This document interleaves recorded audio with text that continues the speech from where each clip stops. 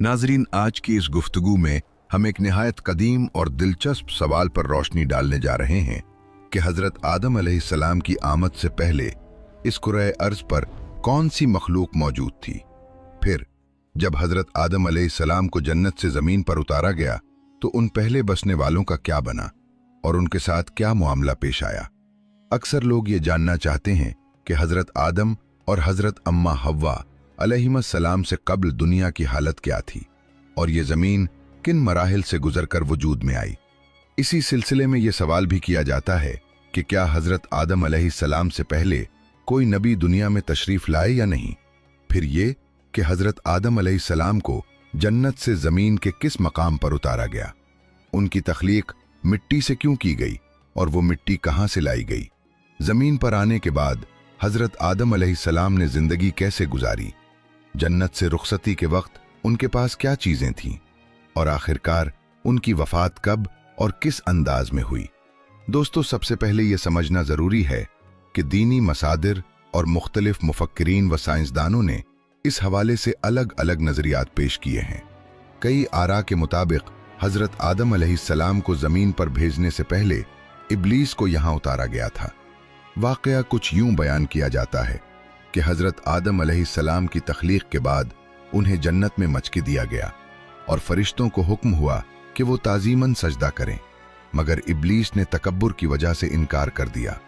इसी नाफरमानी के सबब उसे जन्नत से निकाल दिया गया और ज़मीन पर डाल दिया गया, जहां वो तवील अरसे तक गम व हसरत में मुब्तला रहा। बाद अज़ां उसने अल्लाह ताला से क़यामत तक मोहलत मांगी ताकि वो औलाद आदम को गुमराह करने की कोशिश कर सके। नाजरीन, ये बात भी बयान की जाती है कि इब्लीस जन्नात में से था और आग से पैदा किया गया था। इसी बुनियाद पर यह ख्याल किया जाता है कि हज़रत आदम अलैहिस्सलाम से पहले ज़मीन पर जिन्नात आबाद थे। बाज़ रिवायात के मुताबिक नॉर्मले झगड़ों और फसाद की वजह से अल्लाह के हुक्म से फरिश्तों को भेजा गया, जिन्होंने उनकी बड़ी तादाद को ख़त्म कर दिया, जबकि बाकी जिन्नात दूर दराज जजीरों और समंदरों की तरफ चले गए। दूसरी तरफ माहिरीन अर्जियात और साइंसदानों का कहना है कि इंसान की आमद से बहुत पहले ज़मीन पर डायनासोर जैसे अजीमुल जुस्सा जानदार मौजूद थे, जो वक्त के साथ नापैद हो गए। कुछ मुहक्किकीन ये भी दावा करते हैं कि हज़रत आदम अलैहिस्सलाम से कब्ल इंसान नुमा मखलूक़ात भी इस दुनिया में रह चुकी हैं, जिनकी बाक़ियात और ढांचे दरियाफ्त हुए हैं। इसी बिना पर बाज़ लोग ये राय रखते हैं कि हज़रत आदम अलैहिस्सलाम से पहले भी ऐसी मखलूक मौजूद थी जो बाद में ख़त्म हो गई या ख़त्म कर दी गई।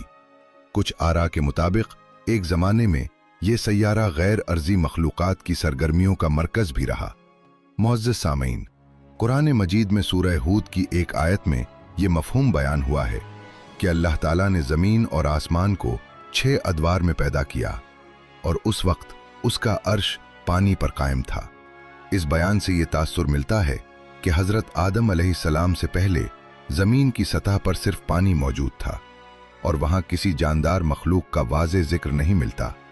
इसी हवाले से लोगों ने नबी आखिरुज़्ज़मान हज़रत मोहम्मद मुस्तफ़ा सल्लल्लाहु अलैहि वसल्लम से सवाल किया कि आसमानों और ज़मीन की तख्लीक से पहले क्या था, तो आप सल्लल्लाहु अलैहि वसल्लम ने फरमाया कि उस वक्त सिर्फ अल्लाह ताला मौजूद था, न उसके ऊपर कुछ था और न नीचे। फिर उसने पानी पर अपना अर्श कायम फरमाया।